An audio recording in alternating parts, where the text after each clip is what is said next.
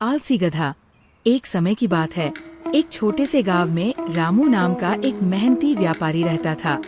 उसके पास कोको नाम का एक गधा था, जो दुनिया का सबसे आलसी गधा था। कोको हमेशा शिकायत करता, उफ, मुझे रोज ये भारी बोझ क्यों उठाना पड़ता है। काश मैं बस खा पी कर आराम कर सकता।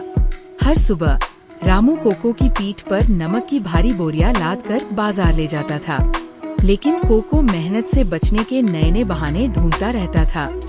चतुर चाल। एक दिन जब वे नदी पार कर रहे थे, कोको के दिमाग में एक शरारती योजना आई।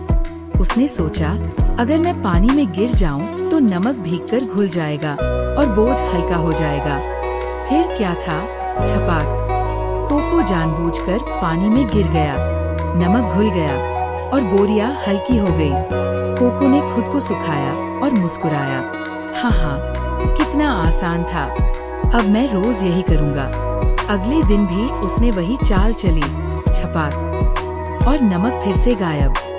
रामू को कुछ शक हुआ, ये रोज रोज नमक कैसे गायब हो रहा है।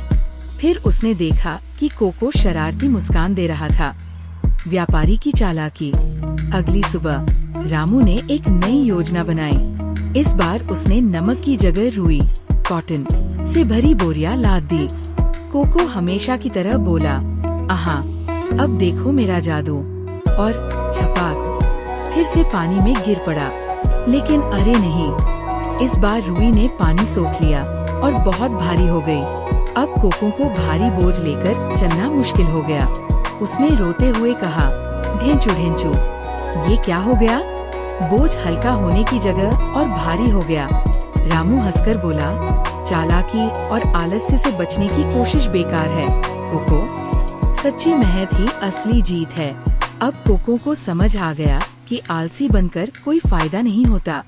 उस दिन के बाद उसने कभी भी काम में धोखा देने की कोशिश नहीं की और ईमानदारी से मेहनत करने लगा। शिक्षा, आलस्य से कुछ नहीं मिलता, मेहनत ही असली सफलता की कुंजी है।